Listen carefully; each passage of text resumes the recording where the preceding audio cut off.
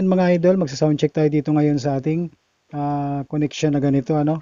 So, equalizer, dalawang amplifier at saka itong ating mixer. So, dito manggagaling yung source natin dito sa ating mixer. So, mag-true Bluetooth tayo dito mga idol, papunta dito sa ating equalizer, tapos sa ating dalawang amplifier. So gagamitin natin dito idol yung per channel or single channel, ano. Yung channel 2 sa unang amplifier, yung channel 1 sa pangalawang amplifier. So ito lang ang connection muna natin na gagawin mga idol. Sa output muna tayo ng ating equalizer. So dito sa ating amplifier mga idol, sa bawat amplifier natin dito, so maglagay tayo dito mga idol ng dalawang speaker sa bawat amplifier.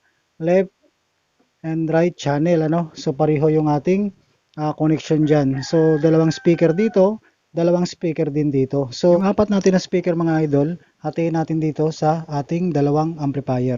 So ito lang ang connection na gagamitin natin idol dito sa gagawin natin na connection, ano. Ito single 6.35 to dual RCA. So yung channel 2 output dito natin ilagay, i-connect sa ating Kevlar amplifier.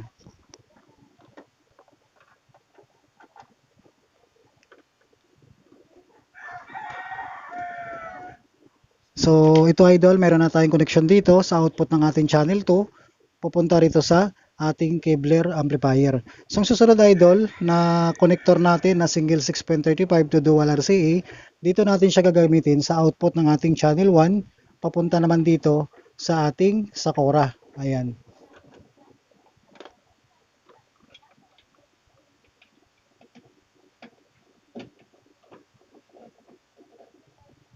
So yan idol, yung ating connection, ano. Ayan, so meron na tayong connection dito sa ating channel 2. Meron na rin tayong connection dito sa ating channel 1. So dito, tig-isang amplifier. So ngayon mga idol, gagamitan natin dito ng mixer, ano. So yun ang gagaling sa ating mixer, dito natin siya i-input sa channel 1 input at saka channel 2 input para magkaroon ng signal itong ating dalawang connection dito. Para yung ating dalawang amplifier magkakaroon ng source or signal, ano. Ayan. So itong gagawin natin mga idol, gamit tayo dito ng PL jack, ano. So dalawa po yan, pang left and right channel ng ating mixer. So left and right channel ng ating main output, ang gagawin natin, mag-connect tayo dito.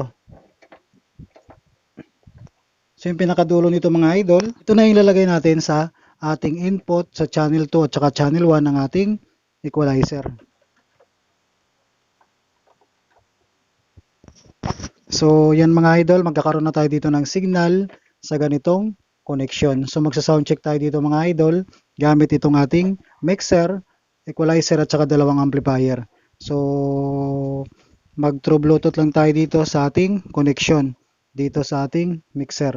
So ito yung ating connection mga idol, naka-true Bluetooth tayo, ano. Yun yung ating cellphone, tapos yun yung dalawang amplifier natin. So nakababa yung ating gain ng ating equalizer, ano, channel 2 at saka channel 1. So mamaya iangat natin yan sa tigi-isang amplifier.